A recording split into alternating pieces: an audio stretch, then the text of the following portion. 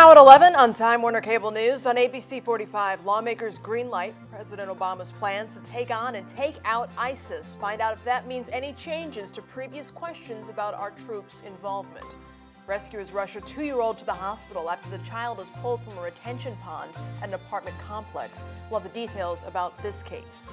And an old building is getting a new look in Old Salem in the next couple of years. Find out what the institution has planned for a $150,000 grant.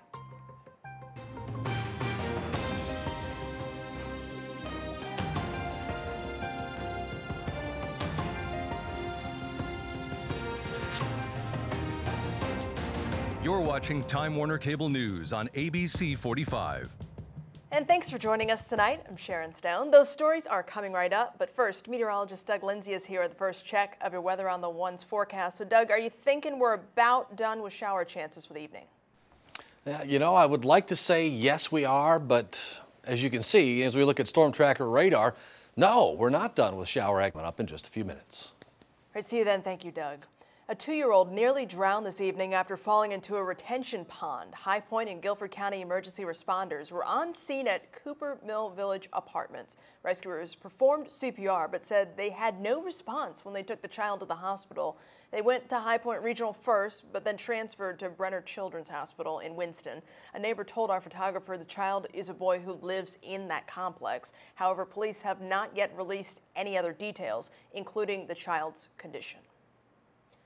The NFL's PR problem is not getting any better. PepsiCo has joined major sponsors criticizing the league's reaction to domestic violence, including the case involving Carolina Panthers defensive end Greg Hardy. Crisis communications expert Diane Chase says the league can end their problem and possibly lead the way on domestic violence, but she says they need to act quickly.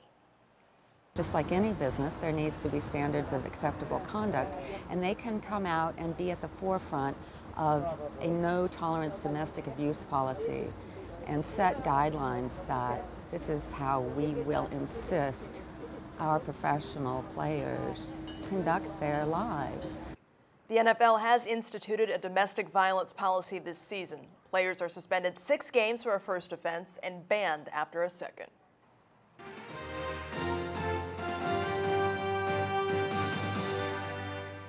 President Barack Obama's plan to arm Syrian rebels in the fight against the militant group known as the Islamic State clears its last legislative hurdle. Our Washington, D.C. Bureau reporter Michael Scotto joins us with the details.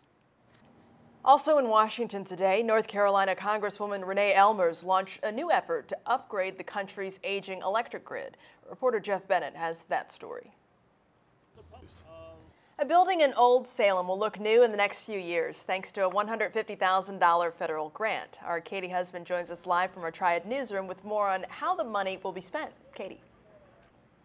Coming up here at 11, the new school year is just underway in our Carolina Minute. Why some students are already saying it's a pain. And right after this quick break. I'm meteorologist Doug Lindsay. We had a little bit of cloud cover around through the daytime today, but rainfall pretty scarce. We've got a beautiful stretch of weather on the way, though, as we head into the weekend. Details coming up in your Weather on the One's forecast.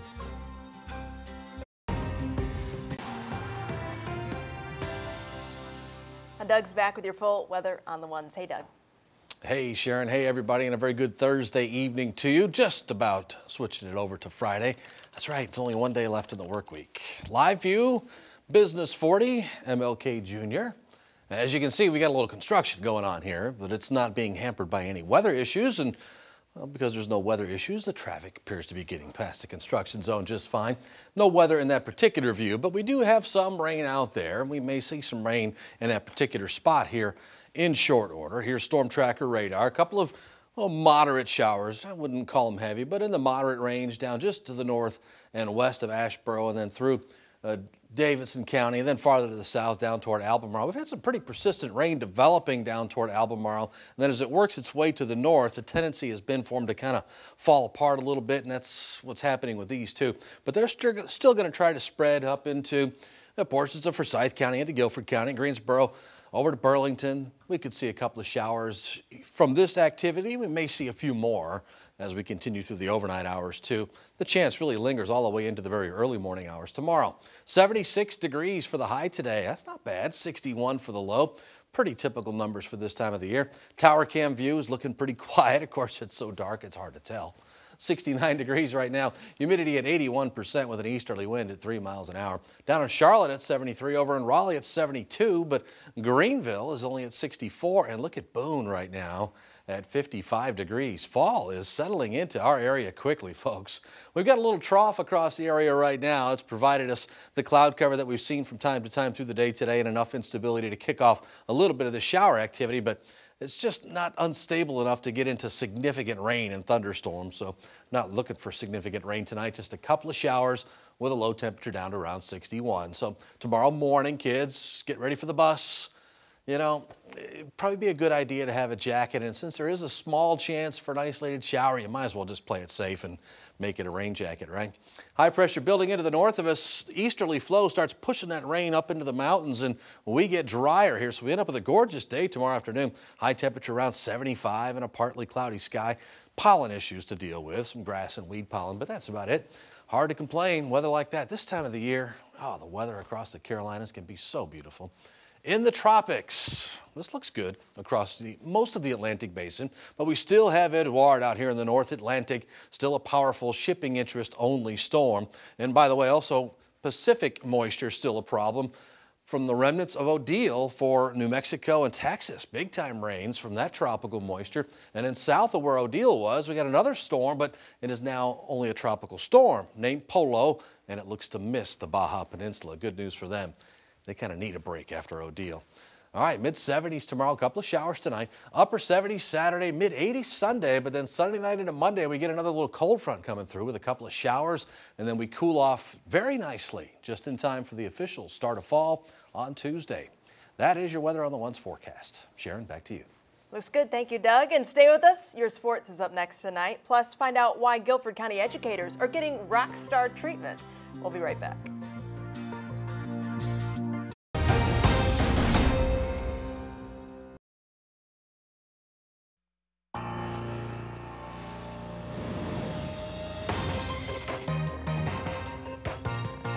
And our sports director, Mike Solarte, here now at the wrap-up. Mike, we really hear Coach K, I guess, fire back tonight. Yeah, it's not often that Coach Mike Krzyzewski has a bee in his bonnet, but he certainly had one on Thursday. He held court to, among other things, address some criticisms leveled his way in a recent Yahoo Sports column. Remember, he's coming off that World Championship victory with Team USA, but one of the criticisms in the article that coaching Team USA basketball gives him an unfair recruiting advantage, an accusation that Coach K labeled utterly ridiculous. Here's Coach K breaking it down on his recruiting track record. Carolina Panthers, incidentally, Cheryn, they're getting ready to play the Pittsburgh Steelers on Sunday night. On Wednesday, there were 11 players that did not take part in practice. On Thursday, that number went from 11 to 3, so they're getting a little healthier as they get ready for a national spotlight game. And many of the players that we spoke to on Thursday relieved that they had a little sense of a direction now and what the team has done with Greg Hardy. And obviously, we've been covering that story extensively over the past couple of days. They now know what's happening. They can focus on football. Right. I know a lot of people have been looking for that. Is this a winnable game for them? Absolutely. Yeah. Absolutely. Pittsburgh is susceptible. All right. Thanks, Mike. More news after this break here on Time Warner Cable News on ABC 45. And if you play, get your tickets out. Your live North Carolina Education Lottery drawing is coming up.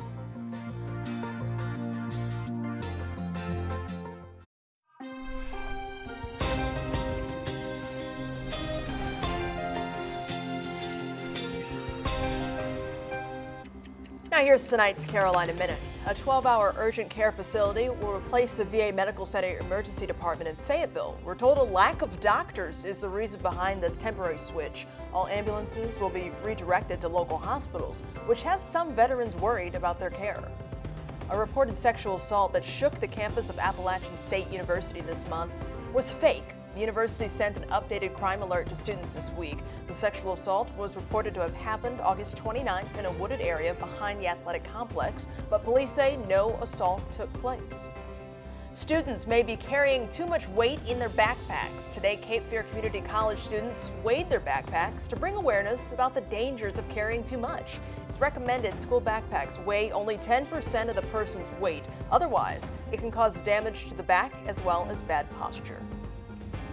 Well, the Safe Schools Task Force met in Raleigh today to talk about gang violence in schools. Members say gangs are present in all counties in the state, with the youngest member they've encountered being 6 years old. The task force was originally made to prevent school shootings in the wake of Sandy Hook in 2012. They say gang activity has become as big of a threat as any other. Gangs were one of the problems that we identified as we were making our school visits and talking with law enforcement, and it's an ever-growing problem, as you heard the speaker earlier, in all 100 counties. What we're hoping to do is to provide a consistent training for the school systems around North Carolina and make sure that they understand what are some of the effective measures to take to be a safe and sound school. Have no allegiance or alliance with anybody. The task force wants a zero-tolerance policy in schools. They say recently in New Hanover County, something as simple as gang graffiti written in pencil led to a gang fight involving outsiders coming into the school. All right, when we come back, we'll look at the top concerns voters in several demographics are most focused on heading into the upcoming election.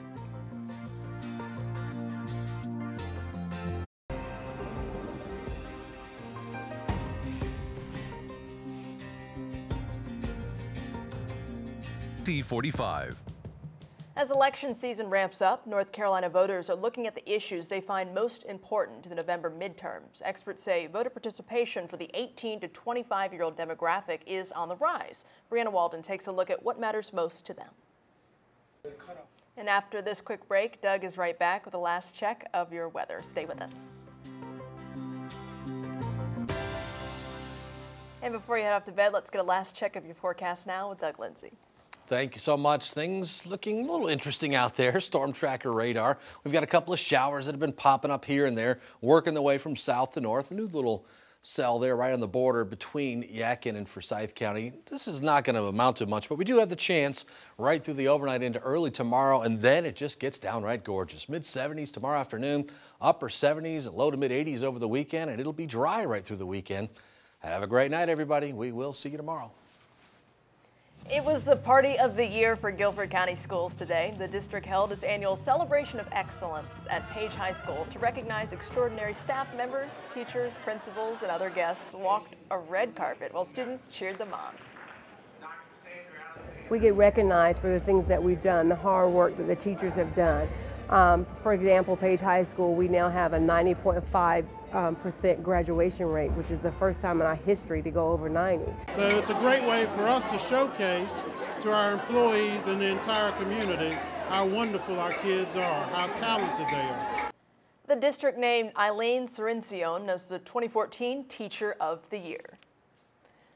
The Charlotte Motor Speedway Auto Fair is underway in Concord. More than 100,000 car enthusiasts from across the country are expected to spend millions of dollars trading cars, parts, and merchandise at this event. Scott Cooper with Charlotte Motor Speedway tells us what visitors can expect. We've got everything from Lamborghinis to Porsches to Maseratis to Ferraris. We've even got a Bugatti. And we've even got a 1966 Aston Martin that looks just like the one that Sean Connery drove during some of the James Bond movies back in the 1960s. The auto fair runs through Sunday. Advance tickets for the North Carolina State Fair go on sale October 16th. Fairgoers will be able to buy tickets at 9 different retail locations. All locations will accept cash, Visa, and MasterCard. Advance tickets will also be available online. The State Fair will take place October 16th to the 26th at the State Fairgrounds. Find more information on our website, twcnews.com. Jimmy Kimmel Live is up next.